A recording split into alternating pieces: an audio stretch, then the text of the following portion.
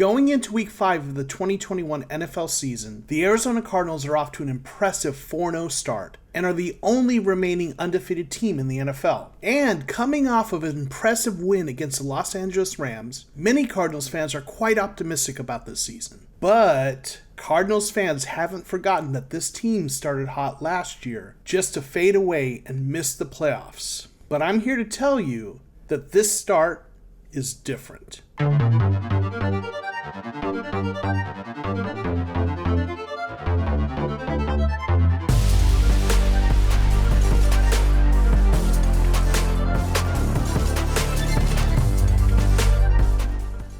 Now, what's different about the 2021 season primarily has to do with the offense. And in this video, I'm going to go over some of those key differences that lead me to believe this start is sustainable. Let's start by comparing some of the key offensive statistics from the first 4 weeks of this season to those of the 2020 season. For the purposes of this comparison, this includes the first 4 games of 2020 when the Cardinals were 2-2, the first 9 games when they were 6-3, and this is the point in the season right before the Cardinals went on a 3-game losing streak that more or less marked the beginning of the end for the Cardinals season. We're also going to look at the Cardinals' stats in all of their 8 wins last year, as well as their stats across all 16 games. Now, when you look at the Cardinals' points per game, you see right off the bat that this team is scoring at a much higher rate than they did last season. The Cardinals are scoring over 7 points a game more than they did during the first 4 games, and are scoring 3.7 points per game more than they did during that 9-game stretch and across all of their wins last season. And overall, they're scoring 6 points more a game than they did across the entire season. Altogether, this offense is scoring much more than they did during their hot start last year. Now, the defense is about where they were at last year. They are allowing about 1.5 points more a game than they did over the first 4 games last year, though they are faring slightly better than that 9-game stretch, and a couple points per game worse than they did across all their wins and across the full season. Now, when you look at their yards per game on offense, you see they're faring much better than they did over their first 4 games last year,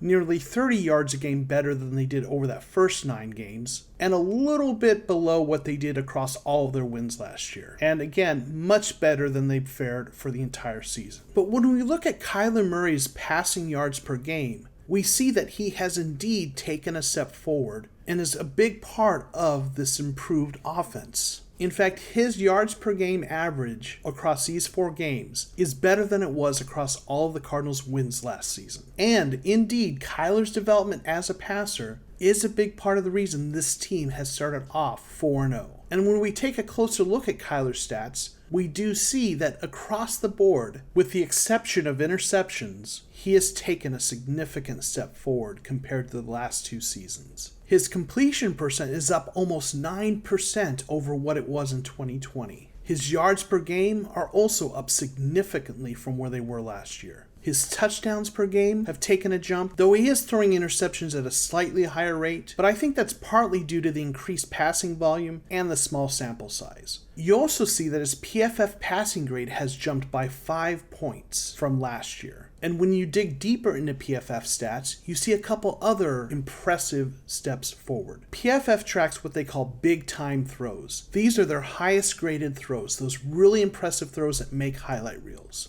And in 2021, Kyler has more than doubled his rate of big-time throws compared to 2020. And he ranks among the lead leaders in this percent. And despite the interceptions, he has cut down significantly on turnover-worthy plays as a passer, going from 2.5% in 2020 to 1.9% of his throws being turnover-worthy in the 2021 season. But in order to get the full picture of what Kyler Murray is doing this year, we also have to look at his rushing statistics. In 2021, Kyler's rushing attempts per game have gone down significantly from where they were in 2020 and are at the same level they were in his rookie season. Subsequently, his rushing yards per game are also down significantly. But his rushing touchdowns are up a bit. He's averaging about 1 touchdown per game. But what's also telling is his scrambles per game have gone down. Now, PFF tracks scrambles as rushes that are not designed runs. This is when something breaks down in the play or receivers aren't open and Kyler exits the pocket to try to make something happen with his legs. In 2020, Kyler averaged 3.2 scrambles per game, but in 2021, he's averaging only 2.5. And I took this a step forward and calculated what percent of his rushing attempts were scrambles. And you see that in 2021, 43.5% of his rushing attempts are scrambles compared to 38.3% in 2020. Now, when you take everything into consideration between his passing and rushing numbers, there's a story here. The story is Kyler is running less and throwing more. And I would argue that's a good thing.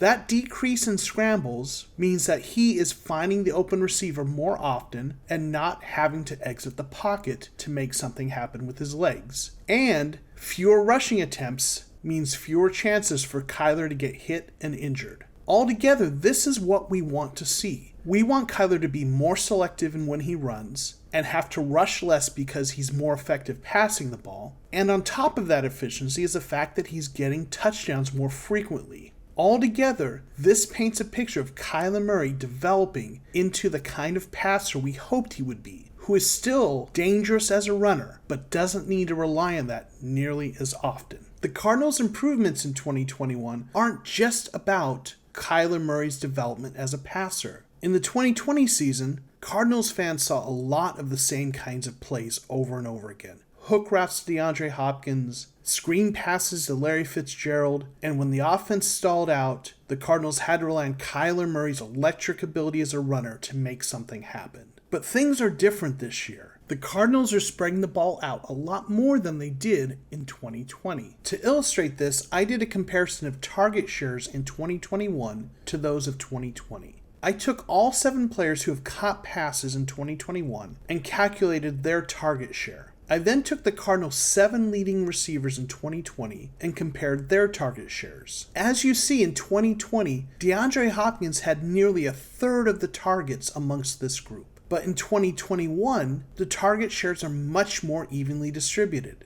In fact, you have 6 players with double-digit target shares compared to only 4 in 2020. Altogether, this offense is spreading the ball out more, which makes it multidimensional and more difficult to stop. This more even distribution of targets is likely due to a handful of things. Part of it is Kyler's development as a passer. He's making his checkdowns and his reads and finding the open man. It's also likely part of Cliff Kingsbury's development as a play caller, doing a better job designing and calling plays that get other receivers involved. But it's also part due to some changes in personnel, particularly at the receiver position. In 2020, when you look at the Cardinals' 4 wide receiver sets, majority of the time they had DeAndre Hopkins and Christian Kirk on the outside. They then had Larry Fitzgerald and Andy Isabella as their slot receivers. But this personnel wasn't the ideal fit for this offense. In 2021, with the additions of AJ Green and Rondale Moore, the Cardinals are able to field receivers that are a much better fit for this offense. AJ Green has been a monster on the outside, making some big plays, while Rondale Moore and Christian Kirk have been able to use their speed and elusiveness to make plays in the slot. And Christian Kirk in particular has benefited from this change. In 2020, you see that he had spent most of his snaps on the outside, but in 2021, a majority of snaps have come in the slot. And his PFF grades since this change have skyrocketed.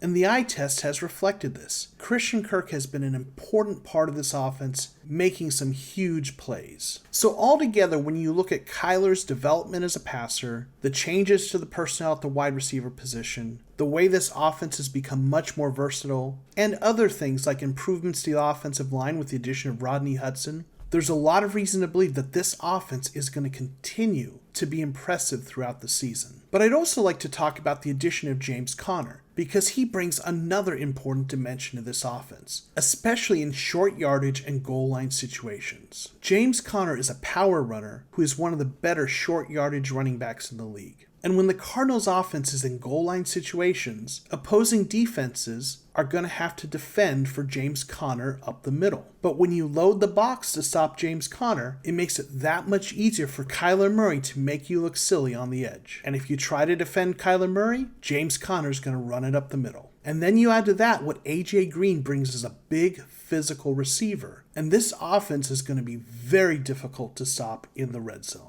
I know there's a lot of football left to be played and a lot of things can happen, but this offense is different than the one we saw in 2020. And if the Cardinals can stay healthy, they're going to continue to be one of the more difficult matchups in the NFL. If you've enjoyed this video, please do me a favor and click the like button down below. That really helps with the algorithm, which helps for my videos to be pushed out there for other people to discover them. And if you're not already subscribed, please consider subscribing. That also helps out a lot. Thanks for watching, and we'll see you next time on The Cardinal Rule.